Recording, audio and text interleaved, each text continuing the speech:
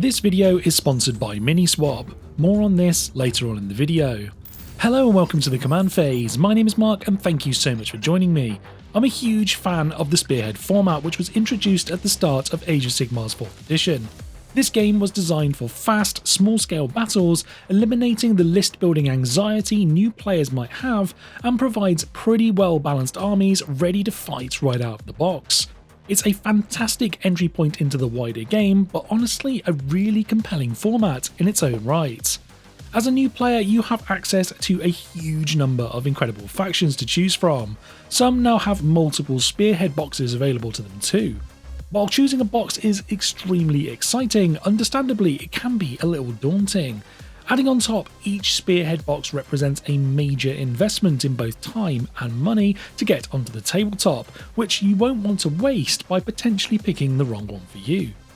While there is no right or wrong answer for picking your first Spearhead, and I'm a huge advocate of picking an army or box you think looks the coolest, in this video I'll be giving my 5 suggestions of some easier to play boxes to get you started in the Spearhead format. These are some picks I feel minimise early frustration, maximises learning, and doesn't burn you out in the hobby stage. Just before we get into the video, I wanted to talk to you about today's sponsor, Miniswap.gg. If you're anything like me, you have either a big backlog of projects you're probably never going to get to, or enjoy scouring the internet to find some bargains. Yes, it's very much a problem. Okay, it's $500. Shut up and take my money! Well, this is where I'd like to introduce you to Miniswap.gg. This is a pretty new miniature buying and selling website created by hobbyists for hobbyists. Think of it like TCG Player, but for miniature games. Having only been around a few months, it's got over 2,000 listings across the US, UK and Canada. So whether you're looking for a specific model or sell them yourself, the easy to navigate granular search system allows you to make sure that you are in fact going to get the model that you are after, rather than those that are often misidentified, especially with the likes of eBay and Facebook Marketplace. You'll find models new in box, still on sprue, built or even painted to various levels, so there'll be plenty of options for you. They do extensive background checks on sellers and have a strict no counterfeit policy to protect you from buying fakes and 3D prints, so you'll have peace of mind that what you're in fact looking at is the real deal. Nice. Plus, if they don't currently have the model you're looking for, you can set up a notification in case one gets listed later on. Miniswap offers a safe and secure buying and selling process which couldn't be easier. Just type in the model that you're looking to sell and their extensive database auto fills in all the details for you, with simple forms to get your listing up within a few minutes. And with low fees, simple shipping where they handle the postage labels for you, and secure payment through the widely trusted Stripe platform where you'll only be charged once the item is shipped, you've got peace of mind that you're in safe hands. So if you're looking to buy or sell some used models in a streamlined and easy to use environment designed for hobbyists, definitely check out Miniswap.gg, plus right now you'll get free shipping on your first order. A link for this is in the description below. Thank you very much to Miniswap.gg for sponsoring today's video. Now it's time to go and take a look at those 5 Spearheads, so without any further ado, let's get stuck in. Starting off, we have the Stormcast Vigilant Brotherhood Spearhead, found in either the Spearhead Starter Box or the Skaven Tide Launch Box.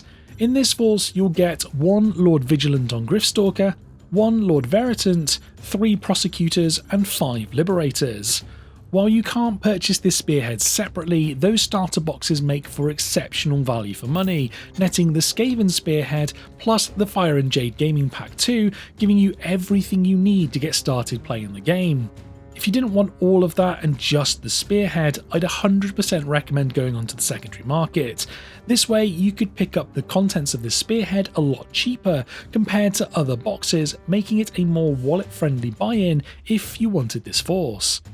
As for the models inside and the hobbying side of this box, they are really nice new sculpts for the edition. I'm personally a huge fan of the Prosecutors, which I think are one of the best kits from the newest Stormcast range. They're all pretty easy to put together, being push fit, which you can easily work around if you prefer. The lower model count helps as well get the Spearhead made quickly, and fairly simple metallic colour schemes work really well, especially with dry brushing allowing you to get these painted up pretty quick. That, and you have a couple of nice characters as well if you wanted to take a bit more time on those and make them feel special. You certainly won't find these models too daunting at the hobbying stage. Onto the gameplay now, and while you may think the lower model count might feel weak at first, don't worry too much. They have very good 3-up armor saves across the board on multiple wound bodies, which, coupled with the potential ability to have 5-up ward saves on 3 of your 4 units each turn with the Shield of Azir battle trait, Hallowed Scrolls enhancement on your Lord Vigilant, and your Lord Veritant as long as your Griff Crow token is still on the battlefield, really helps make for some very resilient bodies. Should either unit of Prosecutors or Liberators die, you also have reinforcements on these too, allowing a second unit to return in your next movement phase. Although you can only do this once per turn, so you want to make sure they both don't die on the same turn to make the most of this. What's also nice is that the entire force pretty much hits and wounds on 3s, so not only is it pretty consistent, you won't need to worry about remembering lots of different values. You have access to 2 fast-moving units with the Prosecutors and Lord Vigilant, giving you some flexibility in scoring battle tactics and objectives, alongside finding advantageous combats. These are great alpha striking units too, especially the Prosecutors with their strong ranged attack and rolling 3d6 for a charge to pick off an unsuspecting character or smaller unit. Your Lord Vigilant and Liberators are your hardest hitting units. Utilising the General's once per game fight twice delivered judgment ability on the Liberators can be devastating to enemy units with more opportunities for crit mortals. Especially if you can utilise this on top of an objective where you can use the Lord Vigilant's Plan the Attack ability to increase the damage output through hitting on 2s rather than 3s. This is really the main damage stacking combo to worry about for this force, which thankfully is pretty straightforward as you'll want to be contesting objectives anyway. You have a couple of ranged abilities to help soften enemy targets before charging in and doing the majority of your damage. These are the Prosecutor's Javelins, which offer good threat range with their high movement, alongside the mortal wound output of the Lord Veritant's Cleansing Fires ability. The latter has a lot better output against larger model count units, which this Spearhead can have issues against. In terms of the rest of your suite of enhancements, you have a once per game run and charge with Storm Charge, which can be great if you desperately need to get the extra range in to get into a combat the other side of the board, or a turn 1 Alpha Strike on an unsuspecting key character. Regiment ability wise, you have 2 good options depending on your matchup. Strike when needed allows you to not take mortal wounds from retreating once per game and still charge into another combat, giving you the opportunity to not get bogged down in an unfavourable combat and utilise your unit better. Something I've taken more often than not, especially as mortal wounds from retreating can really reduce the damage output of your small units. While Blaze of Glory is okay if you know you're going up against a very killy Spearhead, it allows you to inflict a small number of mortal wounds on a 4-up for each model that's slain with a unit you know is going to get wiped out. As for the General's enhancements, you've got a decent suite depending on the matchup. Early on, I'd probably recommend Hallowed Scrolls just to add some durability while you learn the game, but Quicksilver Draft is a great deterrent for your opponent when they're charging into your units. Morza's Talon is a nice damage boost if you know you're going up against tougher Spearheads or ones that ignore Rend. And lastly, Null Pendant can be used in the right scenario, but honestly you'd be better off with one of the other 3. Overall, it's a solid, durable and pretty straightforward Spearhead to use. It sits comfortably in the B tier in terms of power level, and with a low model count and easy hobbying side of things, it makes for a very good Spearhead to start with. Onto the Forces of Chaos now, and inside the Slaves to Darkness Bloodwind Spearhead box you get 1 Chaos Lord, 1 Chaos Chariot which could alternatively be built as a Gorbeast Chariot, 10 Chaos Warriors and 5 Chaos Knights. This is a really diverse box and offers you a great selection from the Slaves to Darkness army. A hero on foot, the Chaos Warriors and Knights which both look fantastic, with the latter being a great cavalry option and a chariot with build options. This really is a nice set of 17 models to get started with, and I really love the aesthetic of them. Hobby-wise, some of these models are push-fit, which with a little tinkering go together well enough, although probably the worst of the boxes we're talking about today in terms of ease of building. Painting-wise, it's fairly nice overall, with large amounts of armour, fur, cloth and leather materials, keeping the overall textures fairly limited. The difficulty for me would be the cavalry and chariot unless you sub-assemble ahead of painting. This will make the whole process a little longer than some of the other spearheads we're talking about in this video, but with a little care, a great looking force on the tabletop. Thankfully, not a lot of trim either. In terms of the spearhead format, this is another resilient force of 17 multiple wound models, offering you good 3-up armor saves throughout, bar the chariot, which is a 4-up. This gives them a fair amount of durability, especially with good rolls on the Eyes of the Gods table. Blessing of Nurgle being a substantial buff to their defensive profile, or Ward of Tzeentch for a 6-up ward save, making them harder to remove. The Knights now turn up on turn 2, which was a bit of a nerf for the Spearhead, especially with them no longer being a target for the Dread Banner ability, which could make one of the best cavalry units into an even stronger beast. It's certainly very doable to get them buffed up with the Eye of the Gods at the end of turn 2 though. The Chariot is a really useful unit. While it doesn't do a huge amount of damage, due to the size of its base footprint, it can be annoying for the opponent to deal with. A perfect roadblock for a movement lane and can tie up a good amount of units in combat. And charging with it giving you some incidental mortal wounds on a 2-up is always nice. The majority of the force hits and wounds on 3s. This helps to make that pretty easy to remember and offers some consistent damage output. Warriors can wound on 2s if attacking a unit on an objective which you don't control, plus the Warlord can make another unit wholly within 12 inches hit on 2s as well, which is a nice damage buff.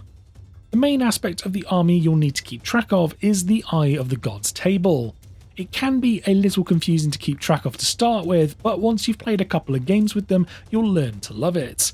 It's not something you want your whole game plan to rely on, but if you can achieve the criteria each turn without it affecting your battle tactics, it's 100% worth doing. If you roll a 6 and get to pick, Khorne is the best choice if you need damage, especially against higher armoured spearheads. Then it's Nurgle followed by Tzeentch for me in terms of adding to your unit's durability. Gameplay wise, you're only active in the combat phase, so getting forward, charging the opponent and getting into the fight is where you want to be. Having 2 fast units in the Chariot and Knights help to either pick off unsuspecting units or achieve some of the battle tactics that require units to be in certain parts of the board. Control score of the Spearhead is fairly low, so ganging up on an objective or wiping units off to take control is your best chance. You can take the Fierce Conqueror's Regiment ability for a unit of warriors, bringing the maximum total to 8, which can take points off people more often than not, especially after them attacking. I'd still be more partial to choosing Dread Banner to give the warriors a good chance of a more impactful buff. Each of the enhancements are good on your hard-hitting leader. The Mark of Slaanesh enhancement giving First Strike is a big deterrent for people trying to charge a unit he's close to and probably the strongest of the lot. The others are more situational depending on the matchup. You don't have any reinforcements with this force, so you won't want to throw these units away needlessly. Picking off advantageous combats for you is definitely the way to go. Overall, this is still an A tier spearhead for me. Plenty of movement, durability and damage available to you. Its nerf did drop it down to A tier from S, but it's still really strong and a great set of iconic models to play with. Honestly, either of the Soulblight Gravelords spearheads are a great choice for beginners, but with the older one being a little harder to pick up these days, I've gone with the Deathrattle Tomb Host for our next pick. Inside the box you get 1 White King, 10 Barrow Guard, 5 Barrow Knights and 20 Deathrattle Skeletons. You may well be thinking that is a lot of models.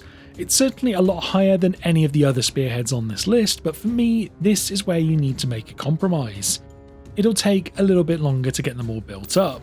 They're all fairly newer sculpts bar the White King, so that certainly makes that aspect a little easier, but it'll be worth it for the resiliency and forgiveness that it offers you on the tabletop.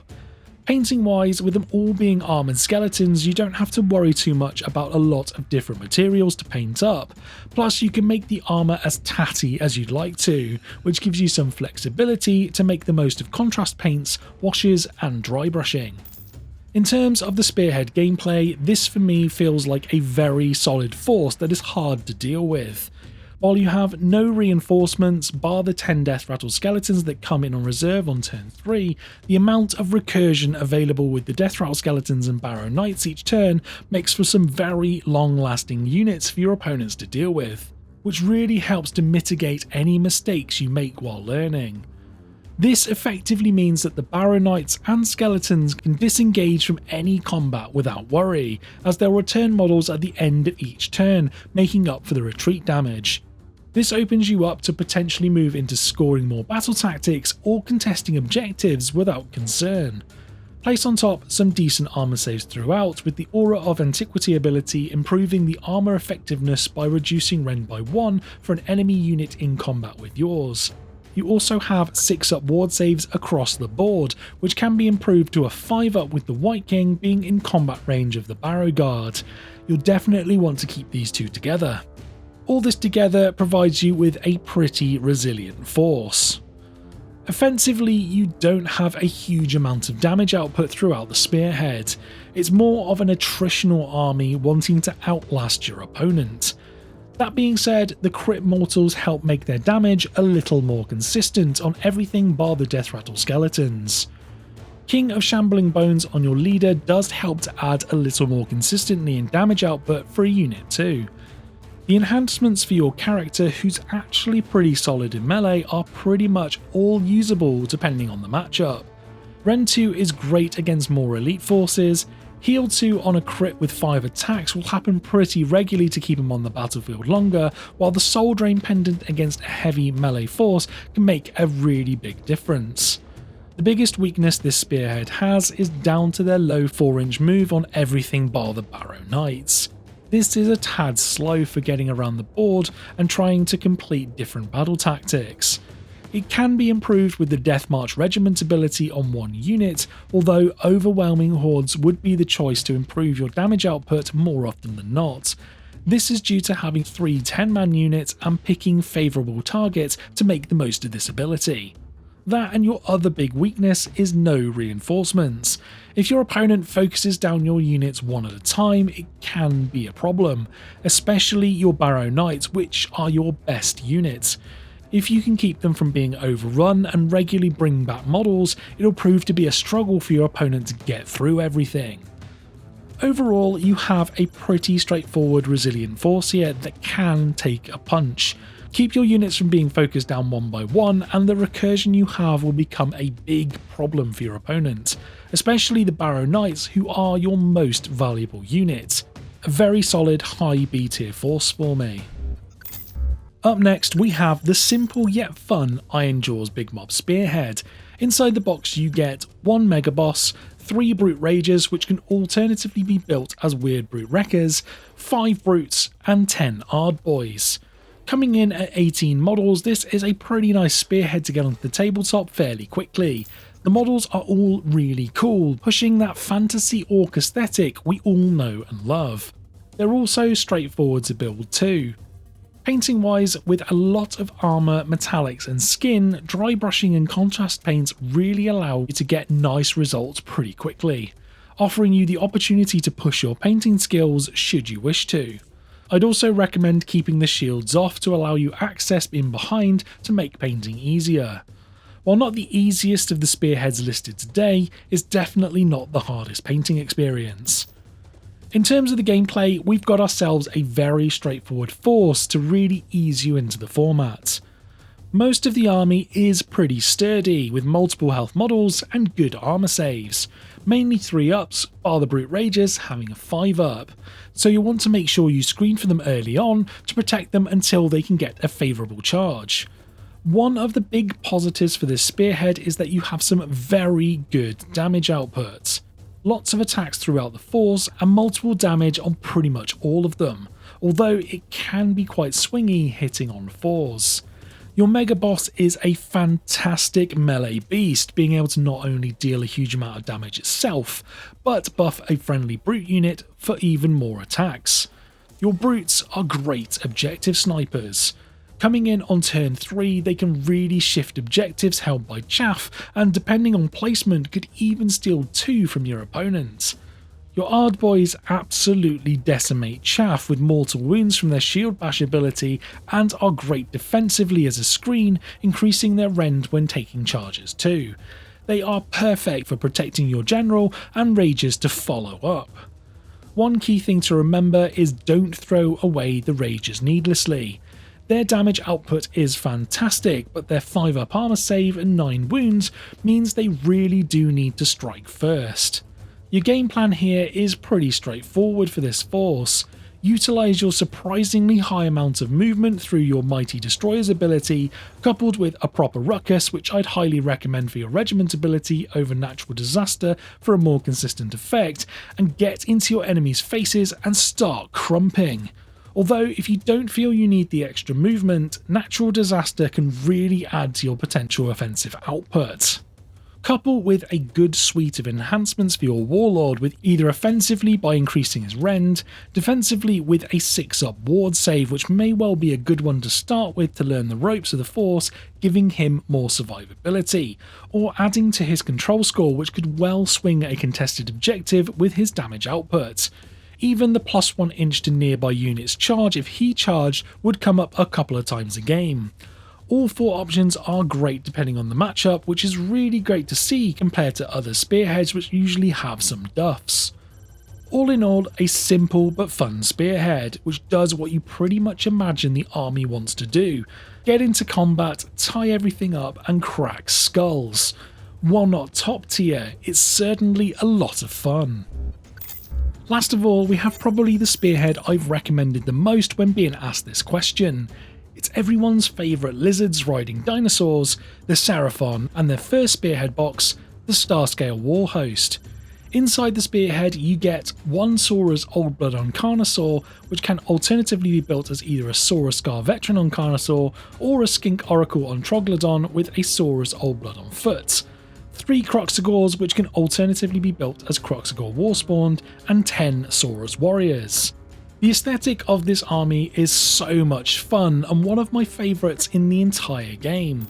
I mean, it's not a hard sell for anyone to control an army of lizards riding dinosaurs. They're just so cool. The box contents are really solid and again a pretty easy sell. A good troop unit, elite melee unit, and of course a mounted hero on a Carnosaur, which has multiple build options. At just 14 models is definitely a fun hobby project too. Not an overwhelming number of models, and each suits a wide variety of colour schemes, so you can really go wild should you wish to. Perfect for contrast paints to get them done quickly with all the scales and musculature, but certainly enough detail to really push yourself too. In terms of the gameplay, this Spearhead is pretty straightforward to play, which makes them a great pick for someone new to Age of Sigmar. You only have 3 War Scrolls to keep an eye on, which makes it easier to track stats and abilities. Most of these abilities for the army are either ways to do more damage or give them more survivability in order to continue their beatdown. Each unit has a good amount of movement, plenty of health, and good 4-up saves throughout. A lack of ward saves can be an issue against the mortal wound outputs of some forces, but otherwise they're fairly durable. Especially the warriors when sat on an objective getting +1 armor save, and if you take Temple City Guardians as your regiment ability, you get a 6-up ward save while inside your territory too. Certainly not a bad choice against the right opponent or board setup. On Akshi's diagonal deployment, you can hold 4 objectives without leaving your deployment zone, for example. That being said, I'd probably be looking at predatory fighters more often than not. If the ward was constant rather than just in your territory, that would be a whole different conversation, but the incidental mortal wounds in combat, which is where you want to be, will rack up over the course of the game. Your Kroxigor are fairly swingy damage wise, granted crit 2 hits against chaff will do some serious work. Although don't fall into the trap of letting that ability dictate where you want to go. they want to be charging into your opponent's biggest threats. The same can be said for the Carnosaur. It's pretty easy to overestimate its strength. Try to think of it more like a utility piece, especially with the high movement to get around the board quickly for advantageous combats or battle tactics. The jaws are also pretty swingy, although they will do some serious damage when it comes off. The Kroxigors should pretty much always be the target for the Ancient Warlord +1 to charge ability too. The large base size of your Carnosaur can also be utilised to block movement pathways, so don't be afraid to turn him sideways in certain circumstances to do this, especially against chaff. Or use it to potentially touch 2 objectives, and you can decide at the end of the turn which one you want to apply his objective control to, which can be pretty powerful. The Beast of the Dark Jungle's ability is something I don't feel gets utilised for the best of its uses. While eating a model most turns when the general is in combat is pretty fun and very thematic, the general's roar for me proves the most valuable more often than not. Couple it with Sotek's Gaze and the Carnosaur becomes a fantastic objective stealer. Your thought process for this should be, will the roar on a reasonable roll mean you can take the objective with what you can kill off of it? If so, roar, else bite. In terms of the enhancements, you have some nice choices depending on your matchup. Does the enemy have heavy armour? Then take your +1 to rend. Against a lot of high OC units, Sotek's Gaze. Need to soften up a unit before going in, the consistent 6 shots on your gauntlet rather than d6 is okay, and the movement in the enemy movement phase can also be nice, but the latter 2 are a little less impactful, but they do have their uses though. Your game plan, as you can imagine, is moving your 4 meaty units up the board, smacking the opponent in melee until one side triumphs over the other. Definitely keeping your Kroxigors central rather than to a flank to be more impactful in the right areas is the way to go. Overall, this is a very good spearhead with excellent looking models, and the simple yet effective game plan is really enjoyable to play. If you like the look of the models, for me this is an absolute no-brainer. So there we have 5 spearheads I feel will be greatly suited for a beginner getting into the specific format. They're all fun forces that I feel will give you a great way to not only learn the game, but also forgiving enough for you to grow into and be a competitive choice. Plus they all should be pretty straightforward and good hobby projects to get onto the tabletop and get playing. Although if the spearhead you like the look of isn't discussed in this list, please don't let that stop you from picking up the army you prefer the most. This hobby is all about collecting the things you like the look of and fancy playing. Let me know in the comment section below which spearhead you like the look of the most and are thinking of picking up. Plus, if you have any questions about any of them, pop them in the comment section below and I'll do my best to help out. If you enjoyed the video and found it helpful, please hit that like and subscribe button as it really helps the channel to grow. Thank you so much for watching the command phase, and I'll see you in the next video.